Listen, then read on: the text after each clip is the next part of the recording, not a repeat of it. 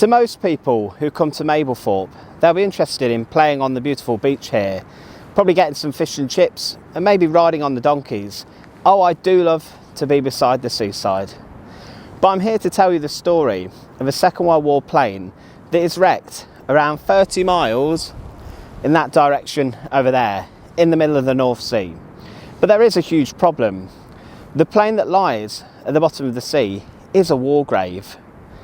For years, people in this part of the country had heard about an RAF plane crashing into the sea off the coast of Mablethorpe, and they'd been told there was a Handley Page Halifax, one of the most reliable bombing planes of the Second World War. The Halifax took its first flight on the 25th of October 1939, but it was used heavily by Bomber Command in the strategic raids against Germany.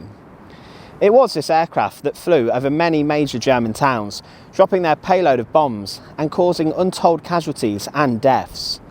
We're not going to get into whether the Allied bombing campaigns of Germany was unnecessary or not, but many local historians had even given the service number of the crashed Halifax bomber plane out there, R9450 of the 35th Squadron, that was allegedly recorded crashing 30 miles off the coast, and it had taken off at about 7:16 p.m. from Linton-on-Ouse, bound for the German city of Essen, with its payload of bombs ready to be dropped on an industrial target.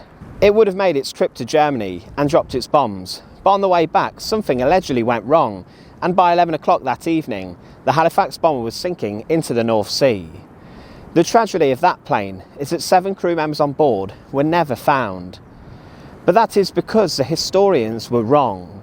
The plane crashed off of Mablethorpe in the North Sea isn't even a Halifax bomber, and it's a work of one man who we have to thank for the discovery. Diver Kevin Smith learned of the crash site when he was diving with the French Navy, and they found the aircraft remarkably intact, and it was clear to them that they'd discovered a World War II RAF bomber.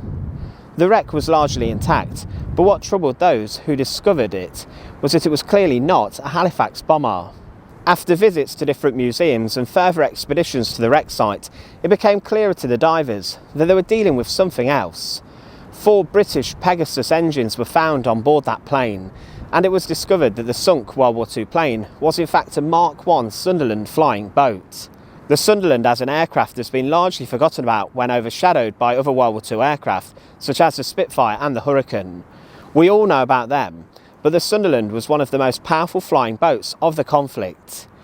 It was used against German U-boats during the Battle of the Atlantic, and on the 17th of July 1940, the first U-boat kill from a Sunderland occurred as they dropped their bombs on one.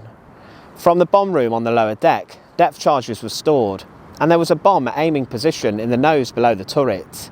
Many aircrew would live on their aircraft for many days, and they were relatively comfortable, and it was easy and pleasant to fly the Sunderland. U-boat patrols carrying 8 depth charges was just one of the pivotal roles that the aircraft carried out, but the Sunderland was vulnerable to enemy fighter planes, and they operated out at sea, out of the range of Allied fighters, which would offer some form of protection. They were very much sitting ducks, but they could survive, as on the 2nd of June 1943 one Sunderland was attacked by 8 German Ju-88s, and it managed to take out 3 of them, but was heavily damaged. Some of the crew were wounded, and the aircraft lost an engine, but it did survive. When the divers went out to the wreckage out to sea, they discovered the radio and other items, showing it was an early war model. There was also ammunition found near to the nose of the aircraft, no sign of the landing gear or tyres, but the propellers of the plane were found in good condition and were not bent. The experts managed to date the plane to 1939 or 1940, and further 303 bullets were found next to the aircraft. The nose of the aircraft had also gone, presumably broken on impact. After 3 dives to the plane, it was certainly a Mark I Sunderland, and there were only 75 of these built during the war. But there are still so many questions. The divers could not identify the specific plane and the serial number, meaning that what the aircraft was doing that day when it crashed remains a mystery, as does the day when it actually did crash. Sunderland flying boats were stationed at RAF Pembroke Dock and were used in the Battle of the Atlantic, and it was probably operated by the 201 Squadron. They were adept at sinking U-boats during World War II, and mostly flew over the North Atlantic. The wreck that's off the coast out to sea, out there, could tell us that around the eastern coast of England that the RAF were looking for U-boats. This would be a huge discovery, as it is not believed that U-boats operated in the sea out there and in this area. Today the wreck is a war grave, and it's not known how many people are on board.